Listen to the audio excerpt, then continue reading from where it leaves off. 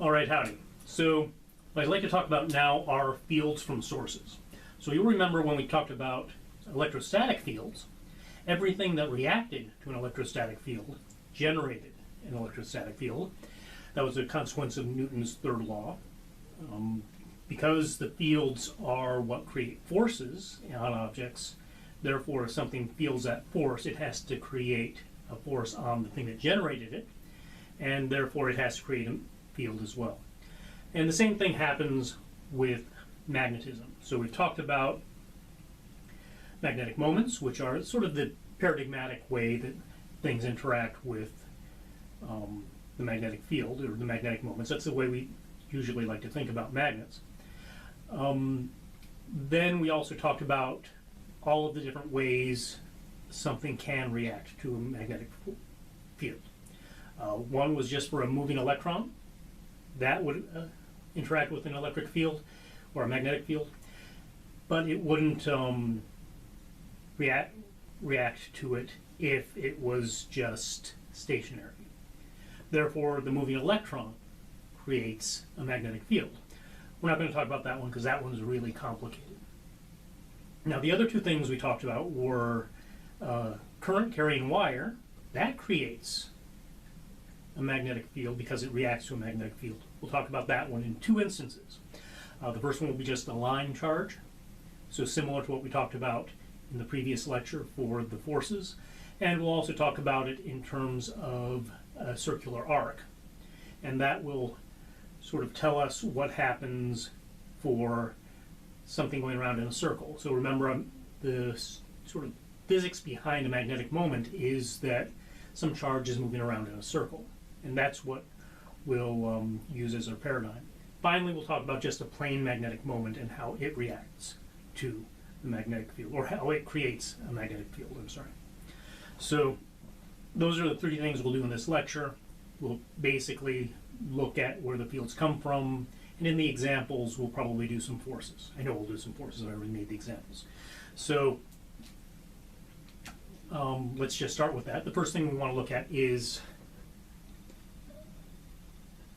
a wire, right? And that wire is going to have a current going, say, this way. And again, let's see,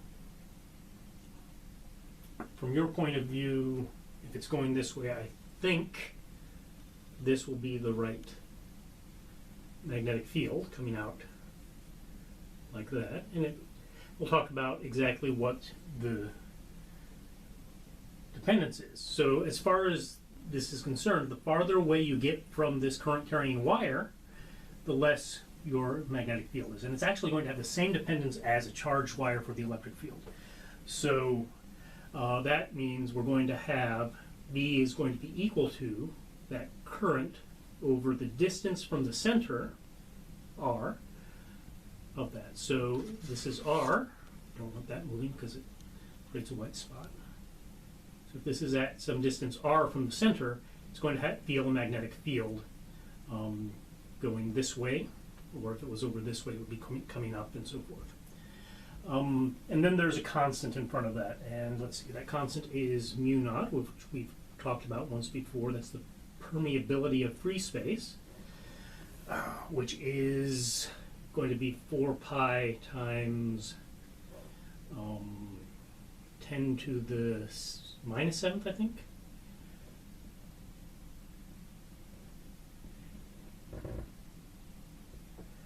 I think it's henries per meter. Do I write down? I didn't write that down. Also, I think we were using it as Tesla per amp per meter.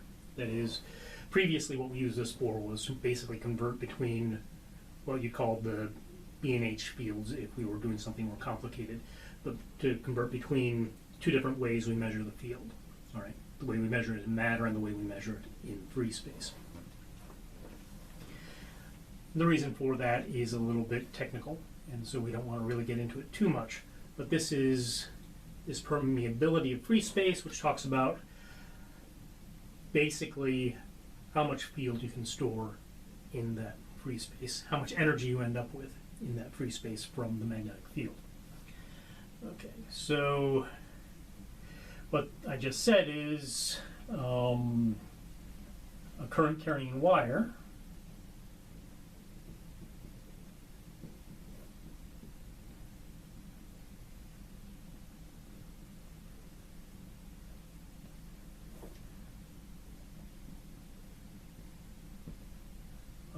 decreases inversely with distance from the wire.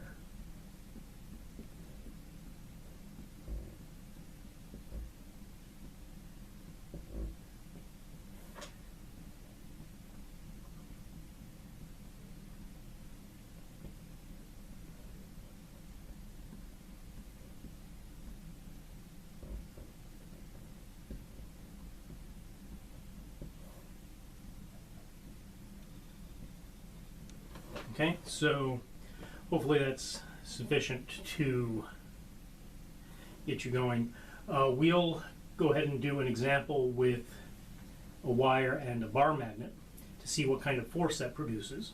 Remember last time we talked about an inhomogeneous field would create a magnetic force on a bar magnet. And because this is reducing, right? This is our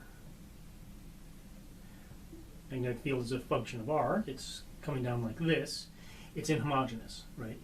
If we take a bar magnet that has a size like this, right? We say this is the north and this is the south pole. Then between these two poles, there's a difference there. Now remember, this dipole approximation is only an approximation. So what you'd really like to do is make this as small as possible. The smaller the distance, when you make a dipole approximation, the better your result. All right? And that is something that is fairly useful. If you're doing this with calculus, we'd actually have a different sort of way to do this that would allow us to use the slope at this point. That would mean you'd have to use calculus to find that slope at this point. And that would allow us to calculate without the dipole approximation. But we don't have that one, so we're going to use the dipole approximation in the example. All right, so we'll calculate, I think, both the torque, field, no, I'm just going to calculate the force. So we'll calculate the force on that. So in lecture 10, we calculated the torque. You could calculate the torque if you wanted on this as well. But this will be a bar magnet aligned with the field. Is going to feel a force pulling it towards the wire. All right? Okay, well, thank you very much. That's number one. Next, I'll talk about sort of a curved current loop. We'll only talk about what's happening at the center of that.